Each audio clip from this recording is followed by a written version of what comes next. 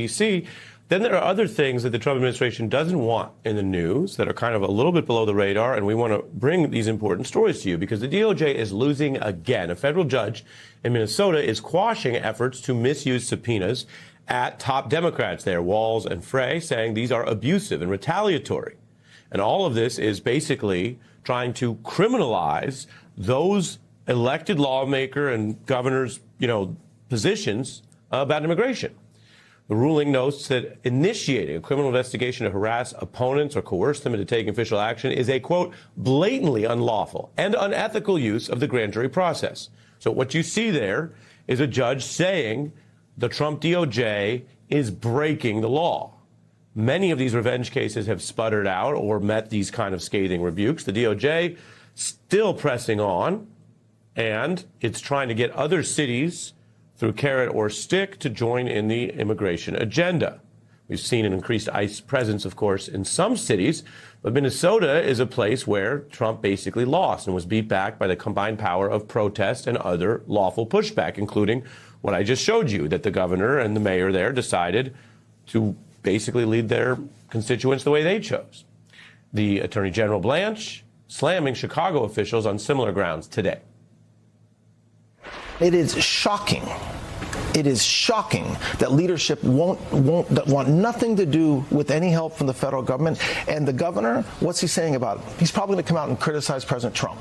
That's his answer. And it's, look, we're going to keep on doing our job in Chicago and everywhere else, but we wish we had better support from leadership. Now, this acting attorney general is welcome to wish for better support, but all the way back to the founding of this nation, which, of course, we celebrate next weekend, there has been lawful separate authority from the local to the national. Now, in many eras, it was considered more conservative to prioritize local authority. Donald Trump and his minions here are either not conservative or just want to abuse, as the judge said, these processes to get through threats what they couldn't get through democracy. This is the intersection of law and democracy, and we bring in Andrew Weissman, of course, FBI General Counsel, former Mueller prosecutor, author. Your views on what we're seeing tonight, Andrew, because there was so much heat and attention on Minnesota. I mentioned the administration's moved on. They don't necessarily want to score attention for these losses, these L's, if you will. And yet the dogged long-term battles have at times had real pushback. Yeah, well, the immediate ruling here is exactly like the one that we saw that Judge Boasberg issued when he quashed the grand jury subpoenas about Jerome Powell and the Federal Reserve, finding they were taken in bad faith. This is something it's hard to explain to the audience how shocking it is that the DOJ can't meet even that low threshold of being in good faith. That's just the norm in normal Republican and Democratic DOJs, Department of Justices. So here the judge found in Minnesota that 6 grand jury subpoenas were issued in bad faith. And importantly, to your clip about Todd Blanche, has very choice words about Todd Blanche, saying that he said that the Department of Justice are not going to put up with the threats and the terrorist activity of Governor Walz and his minions. And then shortly after that, these grand jury subpoenas were issued and the Department of Justice went forward. And the judge today is saying this is in bad faith. It was in retaliation for people doing nothing wrong, just asserting their rights. Remember, the states, they can't interfere with the federal government's law enforcement processes, but they have zero obligation to cooperate in them. They're 2 separate entities. And so here the judge really, it was a smackdown and very, very choice words about Todd Blanche, whose confirmation hearing is coming up. You mentioned how strong it was. I want to read from the ruling where the government, the DOJ, has tons of advantages here. This is not a random lawyer or law firm. And yet, the criticism is they couldn't get anywhere on the evidence. It says the evidence that the challenge subpoenas were issued for unlawful reasons, meaning DOJ's recklessly breaking the law, is, according to this independent judge, overwhelming. DOJ struggled without success to identify a single plausible investigatory justification for the subpoenas. At the risk of doubling down on this point, Andrew, how bad is that?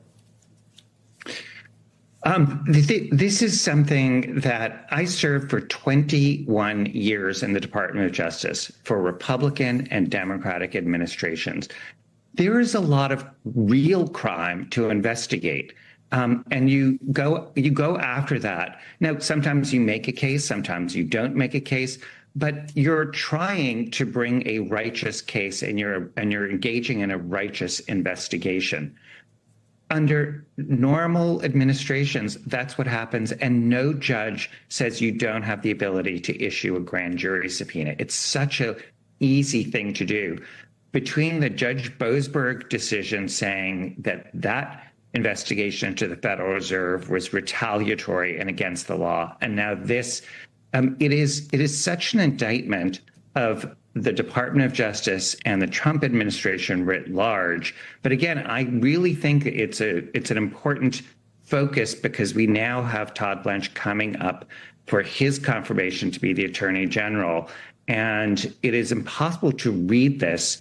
And if you think this judge is right and got the facts right, as I do, and to be clear, your point is that the DOJ in this case could not articulate a legitimate basis for the case.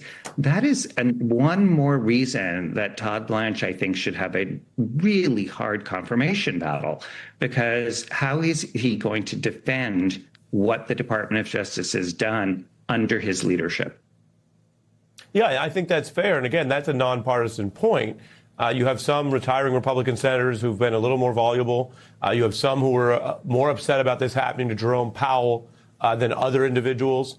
But when we put the chart back up on the screen, longtime beat viewers will notice we update this and have put it up more than just about any other item this year, because it's actually completely overwhelming. This is Putin-style pursuits of all of these individuals who had the audacity to exercise their First Amendment rights. The Minnesota case, as you see, quashed. That's new tonight on the green on the right, is another setback for DOJ. But if these Republicans in the Senate, and of course the rest of the Senate, care at all about having free and fair elections, once there's this many opponents attacked unlawfully, you have to do more than just criticize it. There has to be sanction, as you say, for someone like Blanche not getting the job and the DOJ getting the message, or we're going to have this all the way through the coming elections, which is exactly what happens in Russia, which is that anyone challenging Putin ends up at a minimum under investigation. Yeah, and I mean, you can add to this. This is the fellow who interviewed Ghislaine Maxwell and had softball questions, and right after that interview, she ended up in a camp with access to, of all things, a puppy, according to the reports. And this is somebody who is a convicted abuser of minors and women, and was found to have been really the right hand and an abuser herself with Jeffrey Epstein.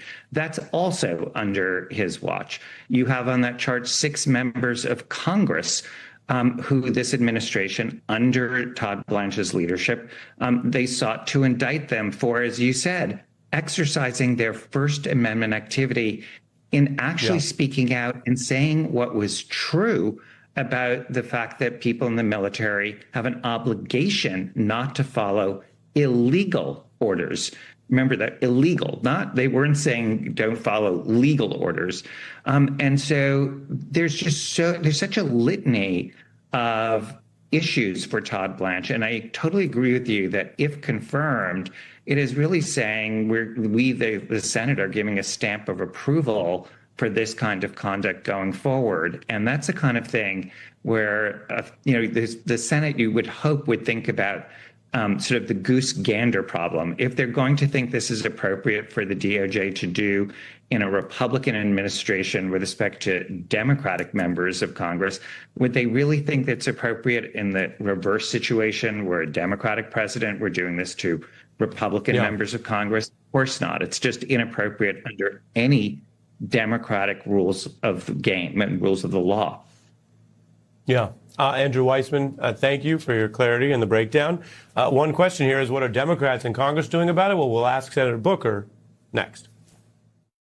Booker, with Trump facing pressure on everything from Iran to the economy, and a seemingly small matter that has blown up in Trump's face, the reflecting pool debacle, the new embarrassments, and later Andrew Weissman is here on the DOJ's many problems. We begin, though, with President Trump and his Iran deal. In essence, what we have are an Obama-era style deal that, of all people, Donald Trump was the one who scrapped. So it's kind of a double strike there, if you want to think about it that way. Iran faces these economic benefits that they would receive, which they didn't get under the original Obama deal. There's questions about what this war was supposed to accomplish. Certainly it didn't reach its goals, and Americans angry about the cost, as Trump hasn't even managed to completely wrap this all up. J.D. Vance claims that Iran has now agreed to international inspections of the nuclear program, but Iran says they haven't. If Iran were to allow inspectors, the deal would restore, let's be clear, a safeguard from Obama's deal with Tehran, the Washington Post notes, which Trump threw out in his first term. So they're literally trying to claw their way back to something that Trump canceled for reasons only he can explain. The big picture? Not much has changed from the war, meaning the U.S. has not gotten much out of this. We know what we didn't get, and we know what we paid for. The country's nuclear program was not eliminated. Same on the ballistic missiles.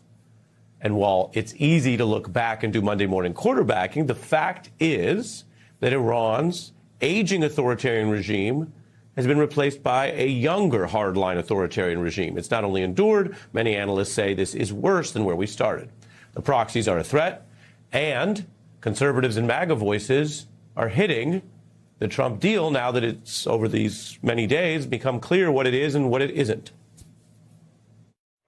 Despite all the denials, the MOU is a massive cash cow to the Iranian regime. Stop cozying up to and telling us that the enemy regime in Iran is now more rational, more moderate, and a regime that we can deal with. It's a complete capitulation to the Iranian regime. They're better off than they were before the hostilities began. I hate to say this. In this deal, the biggest loser is the United States and India. America has given up all of its leverage in this situation. This doesn't feel like a victory. And if that is what MAGA hawks are saying, you, of course, can imagine where everyone else falls. Donald Trump has made a political career out of lying and bluster and even the threats that we saw revived here in these last few days against Iran. And there are times where on the home front that has worked to win arguments or even an election or two. But war is a different matter. And it seems that even when Donald Trump found that he and J.D. Vance needed an off-ramp, needed to give concessions, and gave the concessions, they are still, in what can only be described as a failure of strategy and messaging, they are still, at this very hour, unable to wrap this thing up even with the retreat. And that's where we start tonight with David Rothkopf, a foreign policy expert, Council on Foreign Relations member, host of the Deep State podcast.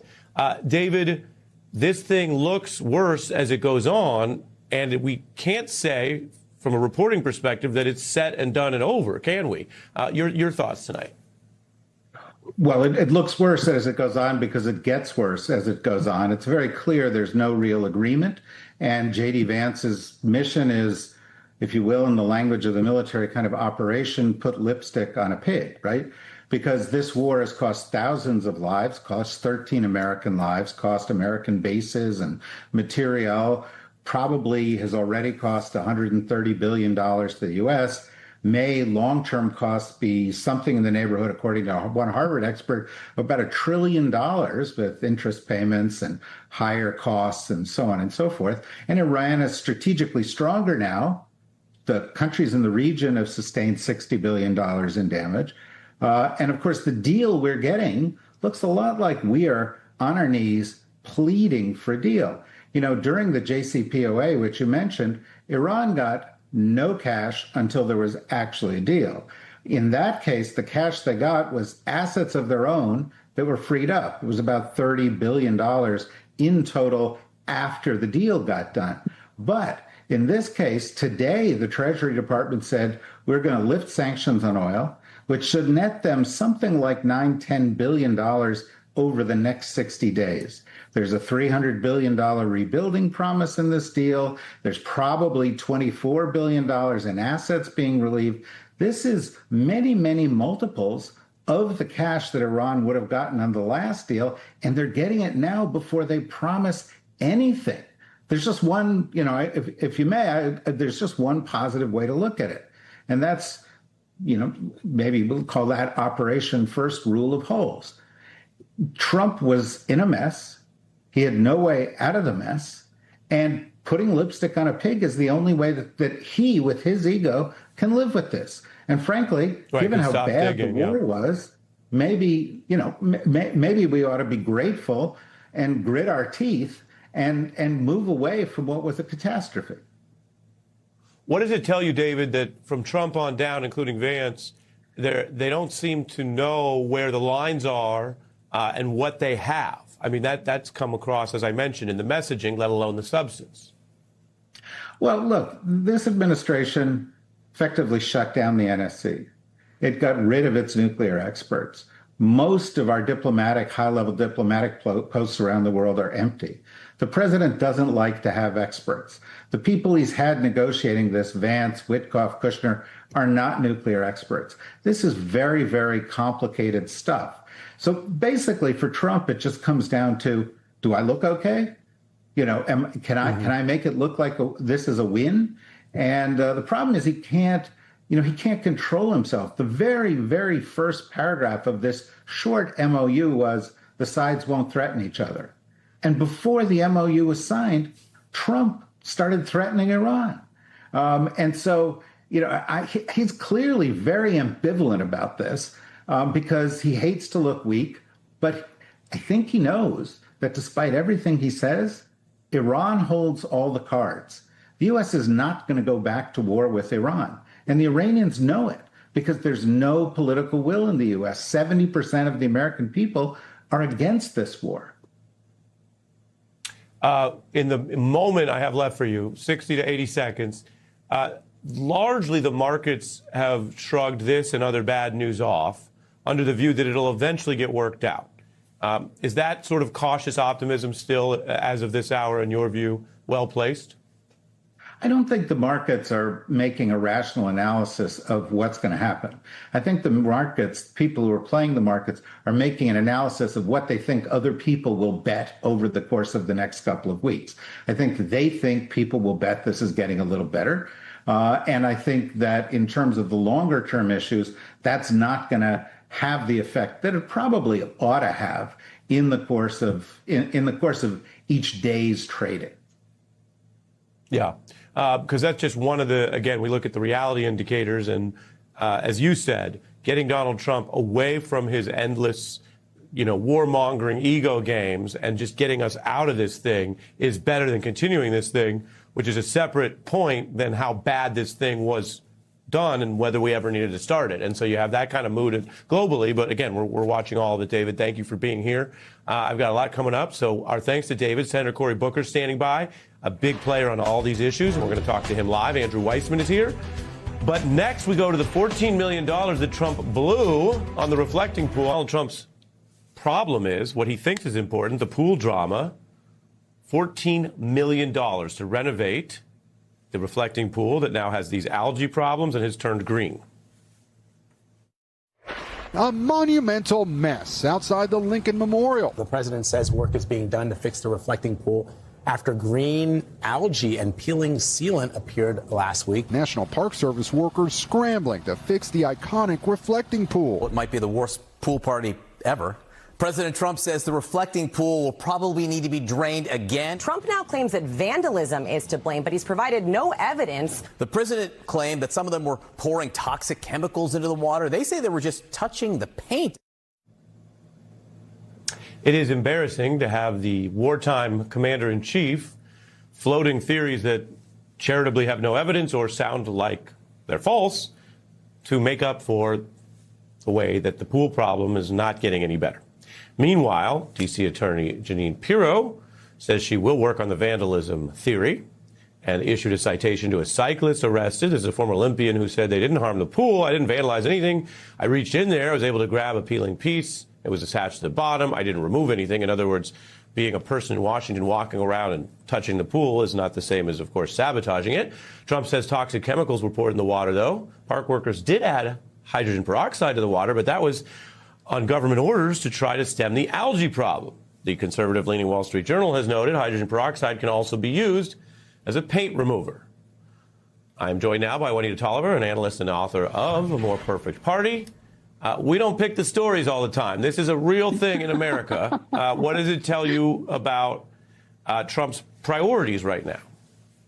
I think he's creating a lot of self-inflicted hardship, Ari, and honestly, it raises the question of why can't he leave things alone that have been functioning completely fine for decades upon decades without him interfering? Because so much of what Trump touches turns into a mess that yields embarrassing poor results. You've used that word repeatedly, and Ari, it is embarrassing, and we have evidence that Trump is embarrassed by it, by how much he's been popping off on social media, by the claims he's throwing around without evidence around vandalism and destruction of government property. And Ari, when I hear those words, I think about when we actually witnessed that as a nation on January 6th. I think about the gravity and the reality of people who left a Trump event on the mall and went to the Capitol building to literally destroy government property, breaking windows, bursting through doors, fighting with police officers. This doesn't match up to that. But Donald Trump is doing everything he can, at least online, to try to create this narrative and distract from the fact that, as you mentioned, he's not paying attention to the clear issues that are impacting this nation right now or the needs of the American public. Yeah. I'm going to play a little more of it because there's the story, which is silly. And then there's something that a lot of operatives and politicos have pointed out. We're not looking at Trump 1.0 or Trump 2016. When he was talking about the wall, it was misleading. They didn't build a wall. But he was talking about something that did relate to external reality, what we might call the world beyond Donald Trump's petty obsessions. Now the messaging is about this stuff. And his own supporters, of course, have said, and we see it in polls, that the priorities are off. We have the gas, we have the war. Here's some more of the way the story is going, which is not great for him. I think it smells worse than it looks. That's just, it's not what Trump promised. I think it was a gigantic waste of taxpayer dollars. These tax dollars could be spent on almost anything more important than lies and solutions that don't even work. You heard somewhat about this, I mean, cleaning up and making it blue. Seems that nature have taken over. You know, Juanita, projection is when you look at somebody else and you assume they look at the world the way you do. And in politics, a lot of Trump critics felt like, oh, everyone must see what they see. And whether you like it or not, there was a period of time in this country where other people didn't see him as petty, as lying, as these other problems. And now, what do you think about the fact that stories like this and the more important story we led with have a lot of people looking at Trump the way many of his critics always have, as a kind of a embarrassing failure that would be comical if he didn't have so much impact on our lives? If he didn't have so much impact and if he wasn't spending taxpayer dollars, Ari, $14 million on this project. I saw an estimate on the Qatari plane requiring $1 billion to retrofit it to be able to secure Trump and transport him safely as a part of Air Force One, or even the $1 billion request Donald Trump made for the ballroom. All of this is connected into the broader theme of how Donald Trump is using U.S. resources to do these passion projects. And I appreciate voters questioning it, because I'm sure they would have preferred any single portion of that money to go to increasing access to affordable health care, to increasing access to affordable child care, to addressing food insecurity across the country or housing issues across the country. And I feel like this is a hefty drumbeat that absolutely we're going to hear more and more about going into the midterms when people are looking at their real world, their reality, their wallets, which Donald Trump has told reporters again and again he doesn't consider the American situation financially or what's going on with their wallets when he's making decisions, including frivolous decisions about this reflecting pool. Yeah, all fair points. Juanita Tolliver, thank you very much.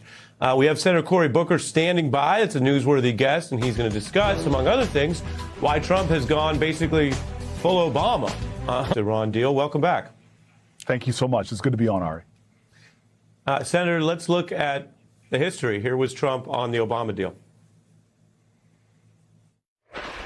In other words, at the point when the United States had maximum leverage, this disastrous deal gave this regime, and it's a regime of great terror, many billions of dollars, some of it in actual cash. A great embarrassment to me as a citizen and to all citizens of the United States. How does that line up tonight? Well, by his own definition, Donald Trump is an embarrassment. He has capitulated not to the gains of what the Obama deal did. He has capitulated by giving.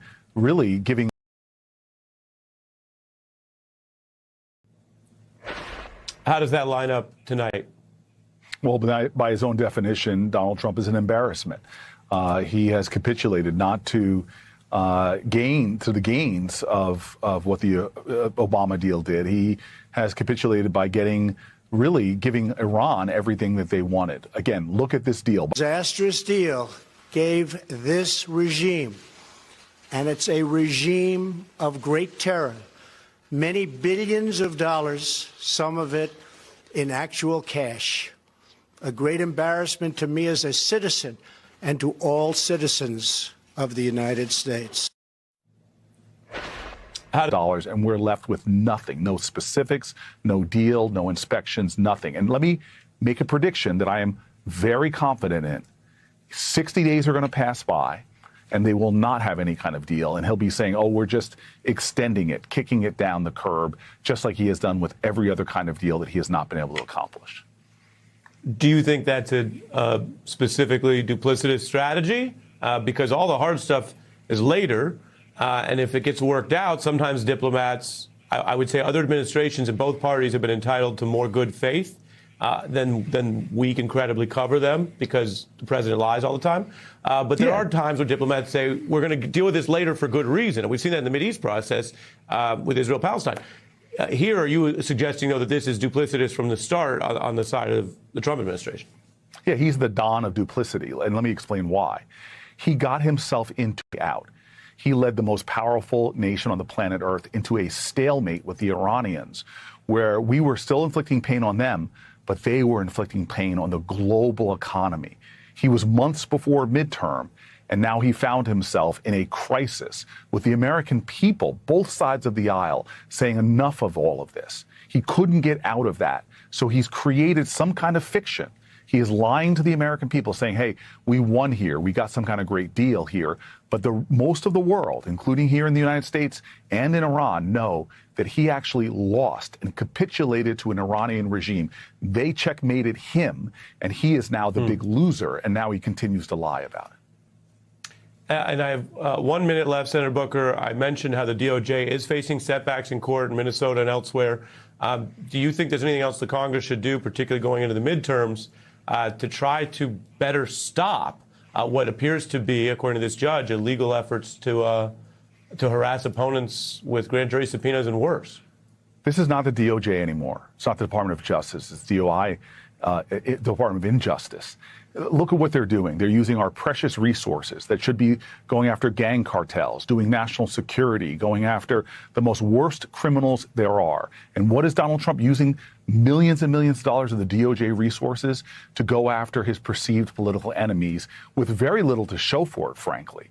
And so this is something that it should be awakening the American people. As we get closer to this election, Donald Trump doesn't care about anybody but Donald Trump. He's getting richer as you get poorer. This election is not Democrat or Republican. It is not right or left. This is an election about, will we tolerate a man that is so deeply unjust and so deeply cruel, corrupt, and chaotic in his way he is leading this country. I know there's a lot going on tonight, Senator Booker. Thank you for joining us. We appreciate it. We'll be checking back in with you. I want to tell everyone, music legend Clive Davis died today. What we can learn from his great life next.